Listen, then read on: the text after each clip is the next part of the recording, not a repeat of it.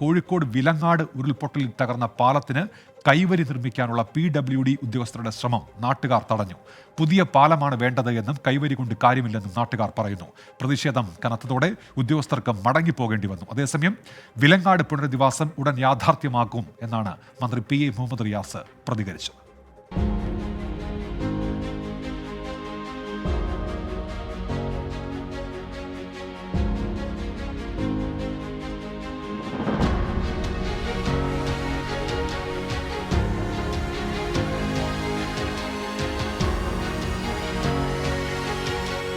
ഉരുൾപൊട്ടലിനെ തുടർന്നുണ്ടായ മലവെള്ളപ്പാച്ചിലിൽ പാറക്കൂട്ടങ്ങളും മരങ്ങളും വന്നിടിഞ്ഞാണ് വിലങ്ങാട് ടൗൺ പാലം തകർന്നത്.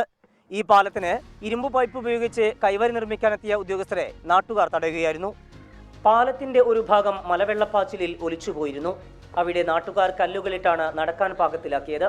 ശക്തമായ മഴ പെയ്താൽ ഈ ഭാഗം വീണ്ടും ഒലിച്ചുപോകും. പാലത്തിന് തന്നെ ബലക്ഷയമുണ്ടായ സാഹചര്യത്തിൽ പൈപ്പുകൾ ഉപയോഗിച്ച് കൈവരി നിർമ്മിച്ച് രക്ഷപ്പെടാനുള്ള ശ്രമമാണ് ഉദ്യോഗസ്ഥർ നടത്തുന്നത് എന്ന് നാട്ടുകാർ ആരോപിച്ചു.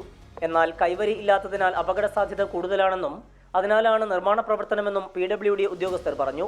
പ്രതിഷേധം സംഘർഷാവസ്ഥയിലേക്ക് നീങ്ങിയതോടെ പോലീസ് സ്ഥലത്തെത്തി. നീണ്ട ചർച്ചകൾക്ക് ഒടുവിലും നാട്ടുകാർ പ്രതിഷേധം തുടർന്നതോടെ ഉദ്യോഗസ്ഥർ മടങ്ങി. വിലങ്ങാട് വിഷയം മന്ത്രിസഭായോഗം ചർച്ച ചെയ്തിട്ടുണ്ടെന്നും സമഗ്രമായ പുനരധിവാസമാണ് സർക്കാർ ലക്ഷ്യമിടുന്നത് എന്നും മന്ത്രി PA മുഹമ്മദ് റിയാസ് പറഞ്ഞു. തീർച്ചയായിട്ടും പരിഗണനയിലുണ്ട്. കഴിഞ്ഞ മന്ത്രിസഭയിൽ ഞങ്ങൾ വളരെ വിശദമായി ഇത് ചർച്ച ചെയ്തു. എല്ലാ നിലയിലും വിലങ്ങാടിന് അതിജീവിക്കാനുള്ള ഇടപെടൽ സംസ്ഥാന സർക്കാർ നടത്തും. പുതിയ പാലം നിർമ്മിക്കുന്നതിന് 8 കോടി രൂപയുടെ പദ്ധതി തയ്യാറാക്കി സർക്കാരിന് സമർപ്പിച്ചിട്ടുണ്ടെന്ന് നാദാപുരം MLA EK വിജയൻ പ്രതികരിച്ചു. കഴിഞ്ഞ മാസം 30-ന് പുലർച്ചെയായിരുന്നു നാടിനെ നടുക്കിയ ഉരുൾപൊട്ടലുണ്ടായത്.